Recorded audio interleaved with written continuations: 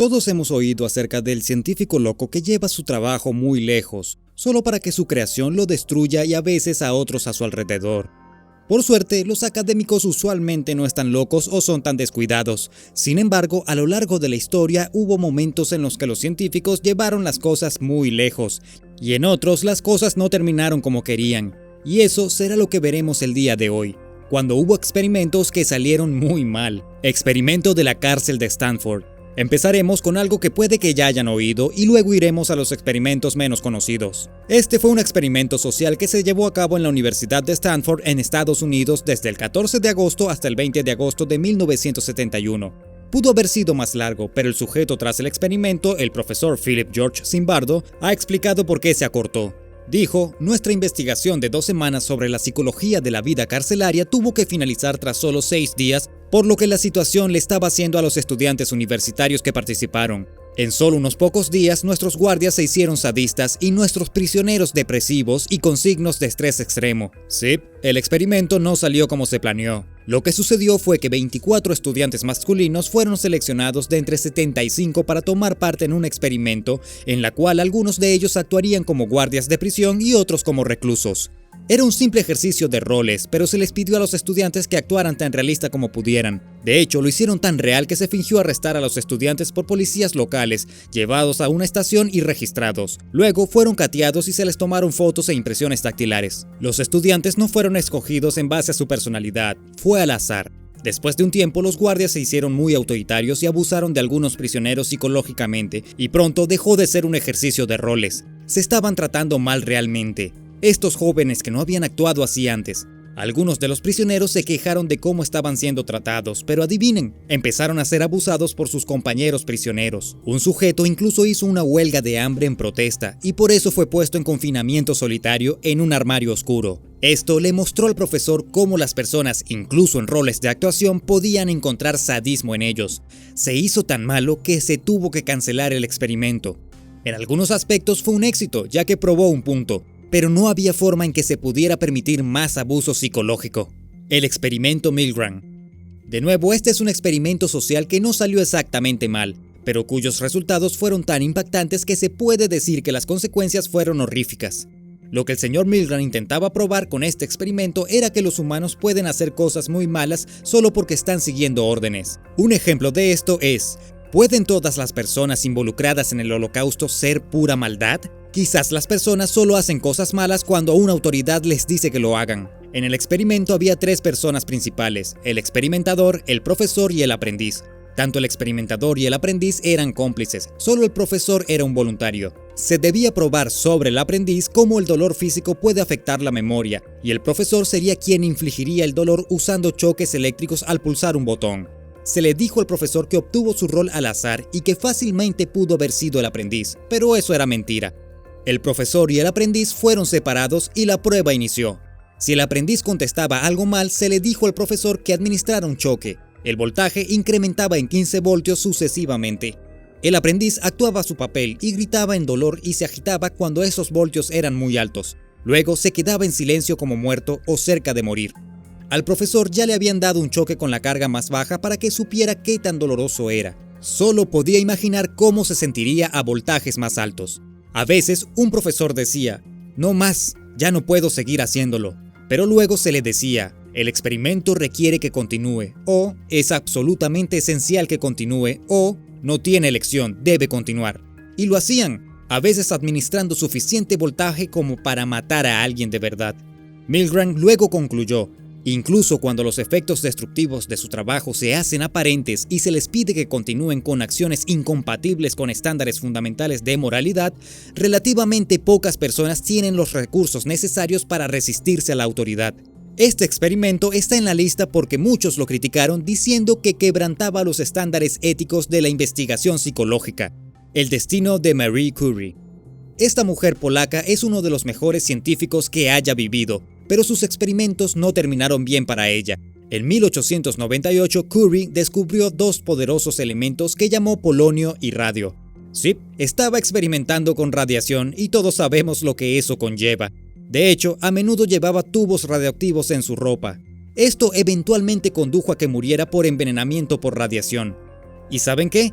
Si quisieran ver sus diarios o su amueblado, los cuales se encuentran en la colección Pierre y Marie Curie, en la Biblioteca Nacional en Francia, debes firmar un descargo de responsabilidad y usar ropa protectora. Algunos libros incluso se guardan en una caja sellada con plomo. Esta ciertamente fue una persona que sufrió por la ciencia.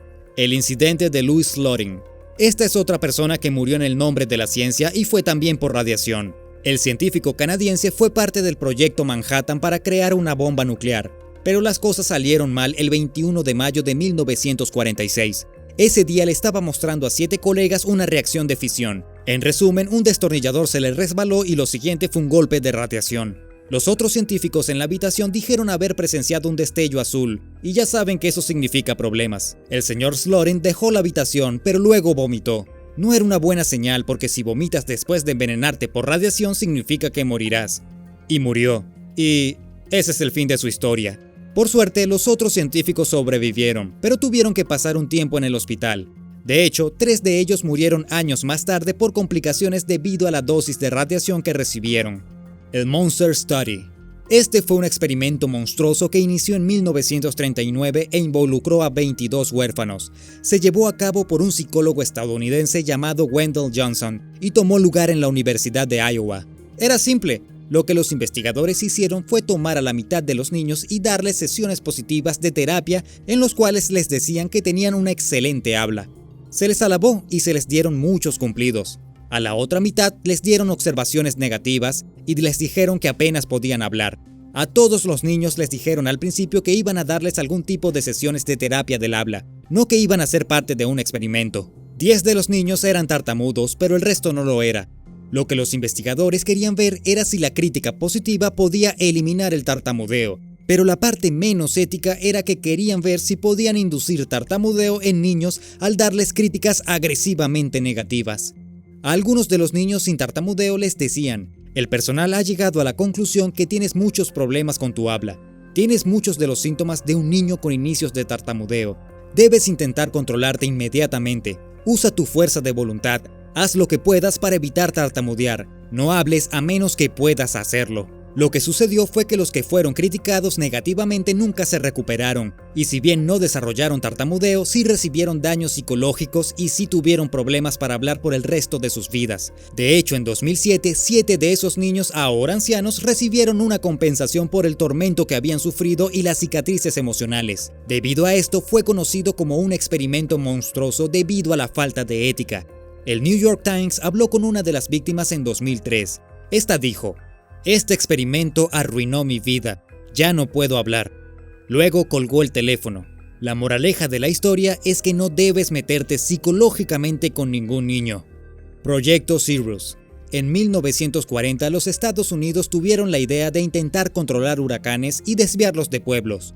Los científicos creían poder hacerlo con hielo seco.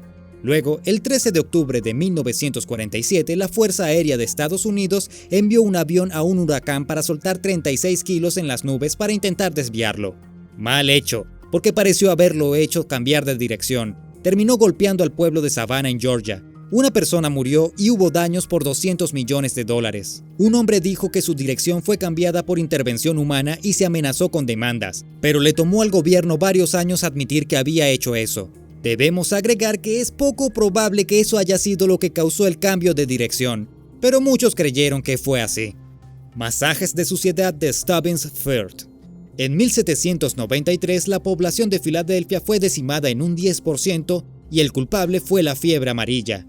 Se debía lidiar con esto, y en la escena estaba un doctor llamado Stubbins Firth. Sí, con 2 Fs, pero no creemos que tartamudeara. El señor Firth estudió la fiebre amarilla y llegó a la muy mala conclusión de que no era contagiosa.